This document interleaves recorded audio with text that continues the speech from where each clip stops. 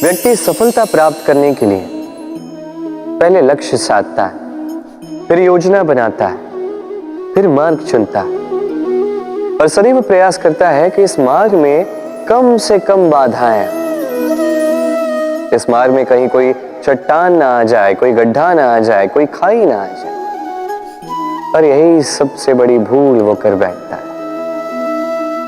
कैसे? सोचिए, एक सरल सपाट मार्ग आपको कहां ले जाएगा? एक सीधे सपाट स्थल।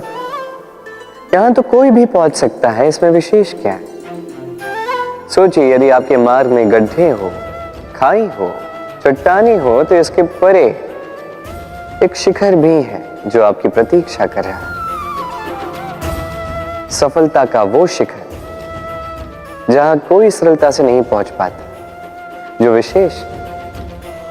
इसलिए अपने जीवन में जब भी समस्याएं आए उससे कतराएं नहीं, एक मुस्कुराहट के साथ उसका स्वागत करें। और सावधान रहें, यदि आपके मार्ग में समस्याएं ही ना आए तो इसके दो ही अर्थ हैं। या तो आपने लक्ष्य ठीक नहीं चुना है, या आपने मार्ग ठीक नहीं चुना है।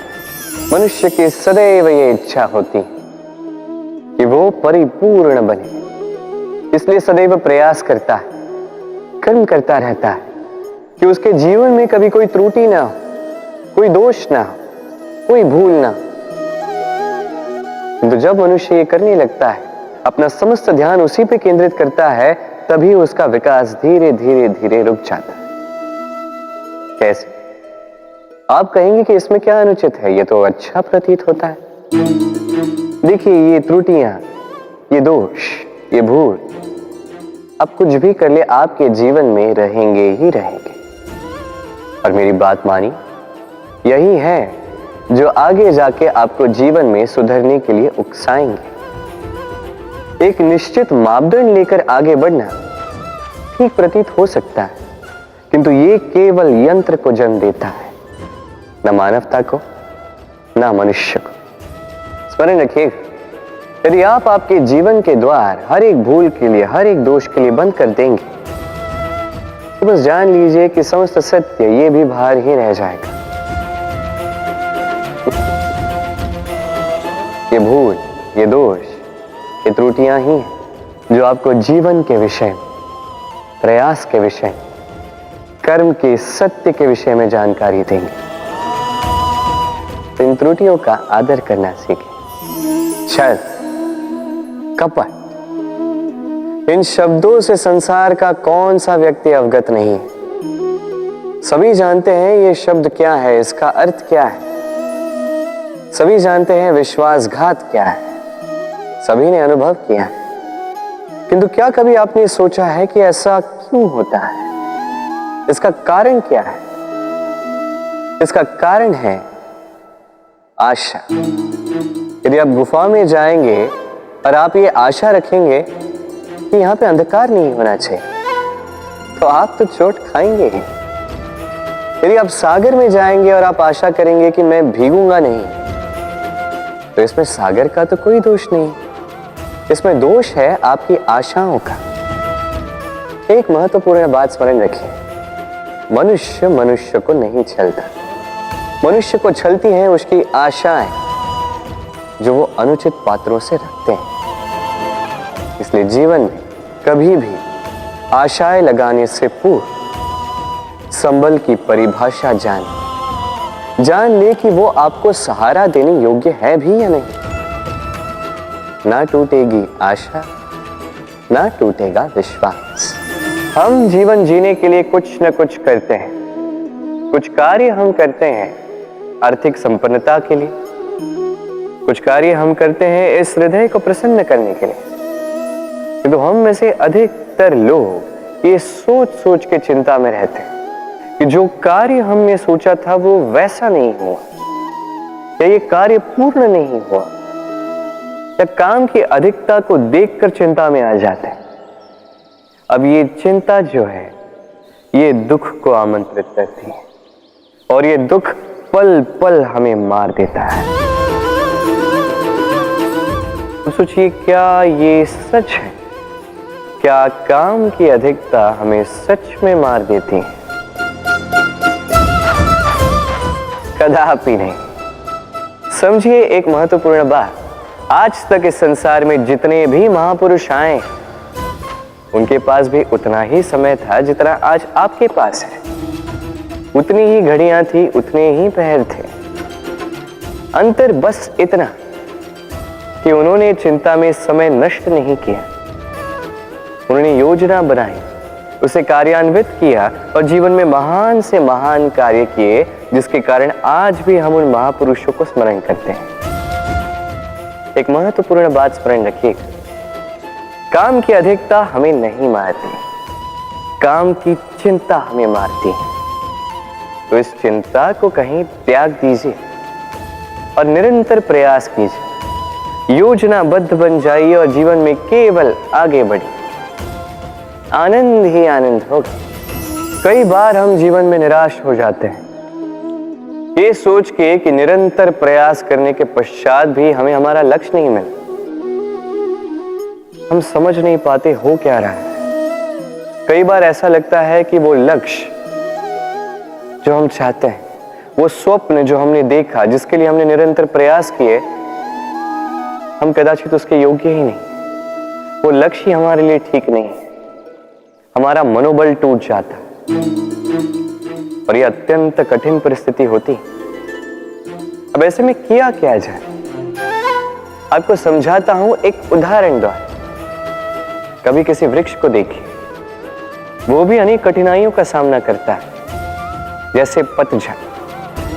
पतझड़ के आते ही वृक्ष हार नहीं मानता, अपने पत्तों को, अपने पुष्पों को बदल देता है, किंतु जड़ों को नहीं बदलता। वो उस पर अडिग रहता है और पतझड़ के जाते ही अब वृक्ष को देखिए, पुनः हरा भरा होकर खिल उठता है। इसी प्रकार आप भी जीवन में निरंतर प्रयास करते रहे, फिर भी यदि आपको सफलता नहीं मिलती है तो अपना मार्ग बदलिए, किंतु आगे बढ़ते रहे, निरंतर प्रयास करते रहे। किसी न किसी मार्ग से, कहीं ना कहीं से आप पहुंचोगे तो आप जानोगे कि आपकी सफलता आप ही की प्रतीक्षा कर रही है। आपने मनु के विषय में तो सुना ही होगा, उसे एक अवसर दिया गया, या तो वो अपने पतवार की रक्षा करे या इस सृष्टि को आने वाले प्रलय से बचाने के लिए नौका का निर्माण करे। तो उसने अपना चयन कर दिया और आज हम सभी मनुष्य के नाम से जाने जाते हैं। ऐसा ही अवसर मिला श्री राम को भी, सीता को भी। उन्होंने भावनाओं से ऊपर उठकर इस संसार के समक्ष उत्तम उदाहरण प्रस्तुत किया। ऐसा ही अवसर मिला रावण को भी, ऐसा ही अवसर मिला कंस को भी। एक अवसर, अनुचित मार्ग को त्याग कर उचित मार्ग पर आने। उन्होंने इस अवसर को त्याग दिया और उन्हें इस संसार को छोड़कर जाना पड़ा। एक अत्यंत महत्वपूर्ण बात स्मरण रखिए, अवसर, ये शब्द जितना छोटा है, ये जीवन में आता भी उतने कम समय के लिए। अब इस अवसर का आप क्या करते हैं? इसका लाभ उठाकर अपने नाम को प्रकाशित करते हैं, इस संसार में, इतिहास में स्वयं को अमर करते हैं, या असफलता का उदाहरण बनते हैं? निर्णय आपका। स्वप्न, स्वप्न ये शब्द हमारे जीवन में कितना महत्वपूर्ण है। कुछ स्वप्न ऐसे होते हैं जो हम रात्रि की मीठी निद्रा में देखते हैं, तो कुछ स्वप्न हम खुली आंखों से देखते हैं। कुछ स्वप्न हमें मीठी नींद देते हैं तो कुछ हमें सोने ही नहीं देते। अब खुली आंखों से देखे जाने वाली ये स्वप्न छोटे हो सकते हैं या बड़े, किंतु इससे जुड़ी होती है सफलता। अब आपको एक बात समझाता हूं, ये है आपके स्वप्न, ये है सफलता। अब इनके मध्य की कड़ी है कठिनाई।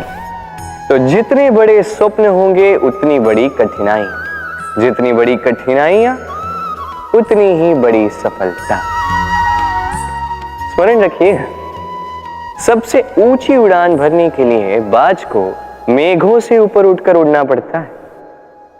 तो इन कठिनाइयों से दूर मत भागिए, अवश्य ये वही कठिनाइयां हैं जिनसे संसार दूर भागता है। ये वही कठिनाइयां हैं जो हमारे जीवन में ना आए इसलिए लोग प्रार्थना करते हैं, किंतु ये वही कठिनाइयां हैं जिसका सामना करके आपको वह सफलता प्राप्त होगी, आपको आपका लक्ष्य प्राप्त होगा। प्रसन्नता, ये प्रसन्नता कोई ऐसा भाव नहीं है जो सृष्टि में पहले से निर्मित हो।